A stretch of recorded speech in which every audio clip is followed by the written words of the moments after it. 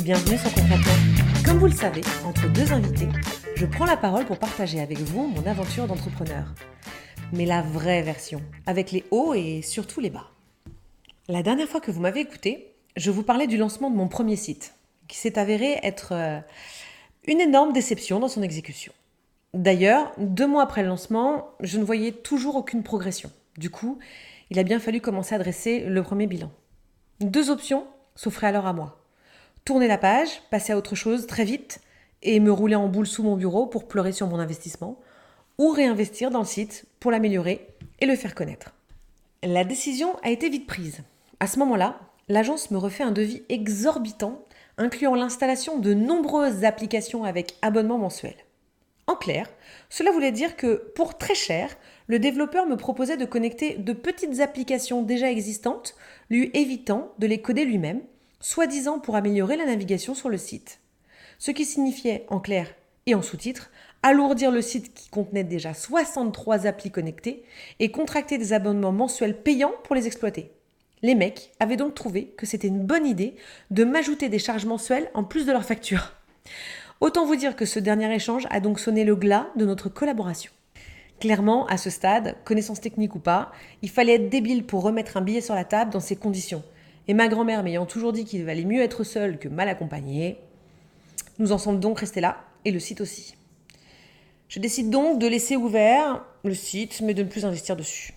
Clairement, et après avoir bossé comme une folle pendant des mois sur un projet qui portait tous mes espoirs, je me retrouve face à mon premier échec.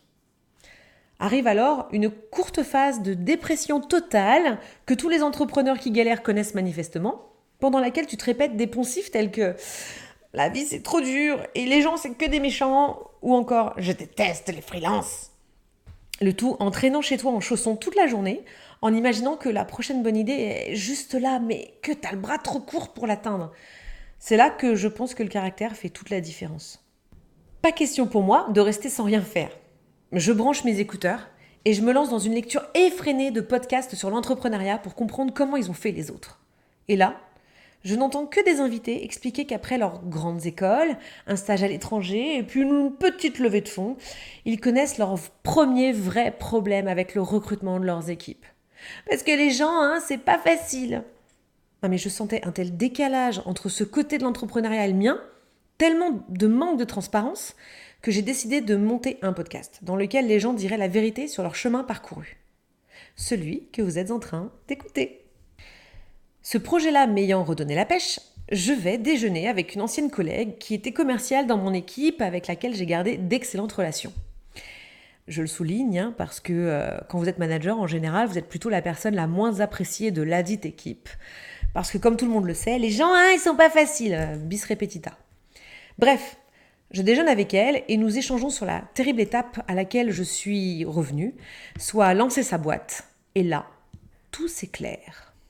D'abord, me demande-t-elle, mais qu'est-ce que tu aimes vraiment faire ? Je bosse depuis 10 ans dans la beauté, donc on peut dire que j'adore ça. Bien ! Alors tu vas faire un truc dans la beauté. Ouais, ok.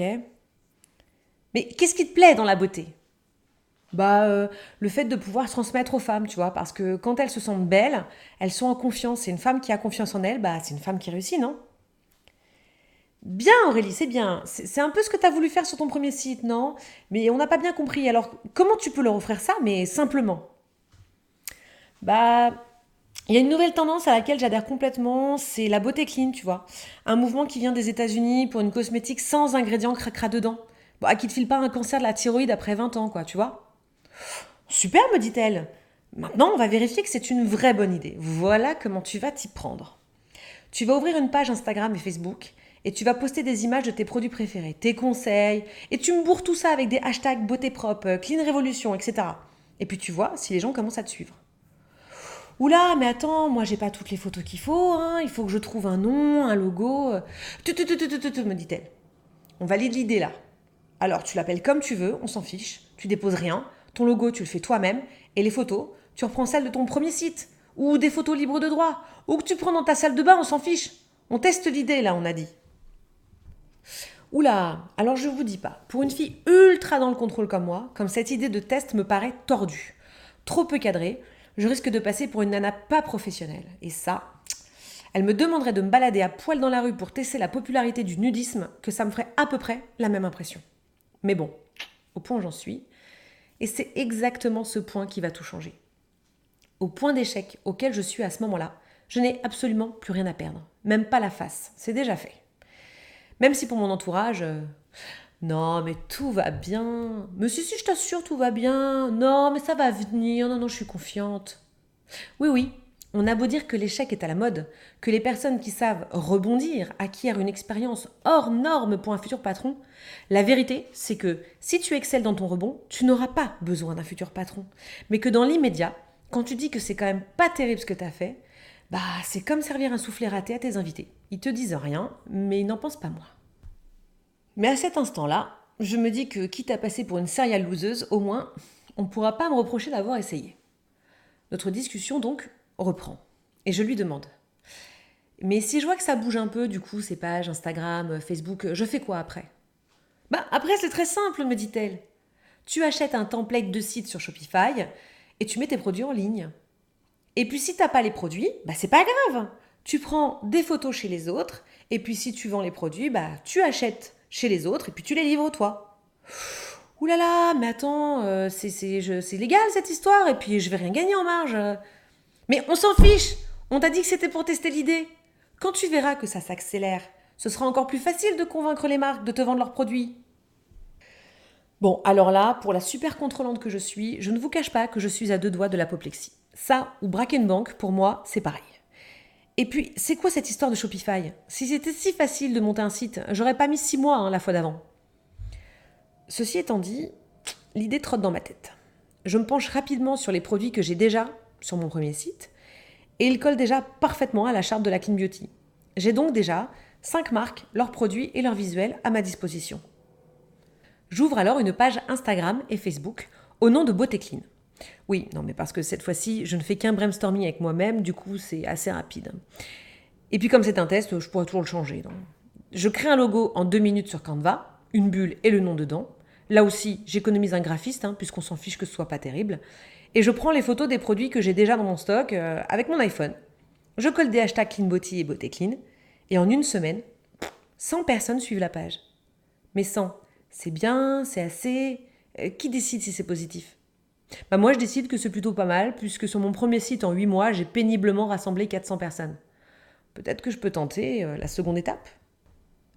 Je regarde alors le site Shopify et je me rends compte que, si en fait, c'est possible de monter un site marchand simple soi-même avec ce qu'ils appellent des thèmes. Alors, je tiens à préciser que cet épisode n'est pas sponsorisé par Shopify, mais que si je veux être exact dans mon récit pour aider mes camarades entrepreneurs, je suis bien obligée de les citer. Choisir un thème, donc, c'est comme choisir une boutique déjà décorée. Tu n'as plus qu'à poser les produits que tu veux vendre sur les étagères et ouvrir la porte. C'est une sorte de trame dans laquelle tu remplis les cases avec des éléments que tu veux mettre en avant. Le mode d'emploi est moitié anglais, moitié français, ce qui le rend assez compréhensible. Shopify propose même de déposer mon nom de domaine. Je vérifie, il est dispo et Shopify peut le déposer pour 14$. Cool, c'est parti. Bref, je choisis un thème. Ayant quand même été un peu échaudée dans mon expérience précédente, je choisis un thème simple, pratique, avec des options qui me semblent essentielles pour vendre de la beauté. J'aime bien les codes couleurs. Total de la facture, 240$. Rien à voir avec mon expérience précédente. Je remplis les champs, les cases, les produits, les fiches techniques, les visuels, je reprends tous les éléments que j'ai sous la main et en 10 jours, le nouveau site beautéclean.com est ouvert. Ça alors. Je ne fais aucun effort pour le faire connaître, je nourris juste les réseaux sociaux. Très vite, une 50aine de personnes viennent quotidiennement sur le site, principalement d'Instagram. Mais très peu de conversions. En même temps, l'offre sur le site est tellement pauvre que je me demande même ce qui motive les premiers acheteurs. J'avoue que Shopify est vraiment pratique, parce que je vois ce que les gens tapent dans le moteur de recherche. L'étape suivante me paraît alors évidente, élargir l'offre, et vite. Nous sommes en mai, et le temps passe rapidement. Il faut aller plus loin, mais sans perdre patience. Trouver les bonnes marques et vérifier tous leurs produits un par un, toutes les listes d'ingrédients. Je me lance, et en un mois, le site passe à une 10aine de marques. Je me rends à l'évidence, c'est bien, mais pas assez. Et le travail de sélection est beaucoup trop long et lourd. Et pourtant, essentiel puisque c'est le pilier du site. Des cosmétiques sans composants controversés, on a dit. Il faut réfléchir maintenant à trouver une autre solution. En tout cas, si je veux continuer sur cette lancée. Mais je vous expliquerai ça dans le prochain épisode, ou comment décider de ses priorités. En attendant, dans le prochain épisode invité, je reçois Claudette Lauvencin, la fondatrice de Fempo, pour un témoignage ultra concret qui vous expliquera comment elle a fait, elle, pour tester ses produits et son marché ultra rapidement. Et efficacement, puisqu'elle a fait son premier million en moins d'1 an. En attendant, et comme d'habitude, vous pouvez réagir à cet épisode via iTunes ou Apple Podcast en mettant des étoiles ou en le partageant sur les réseaux sociaux. 1, parce que ça me fait super plaisir. Et 2, comme vous le savez, les podcasts, comme c'est en écoute gratuite et sans pub, ça ramène pas une cacahuète, c'est juste pour le plaisir. Alors vos commentaires sur les réseaux sociaux, c'est ma récompense. À bientôt sur Concrètement. Et d'ici là, n'oubliez pas de faire ce que vous aimez.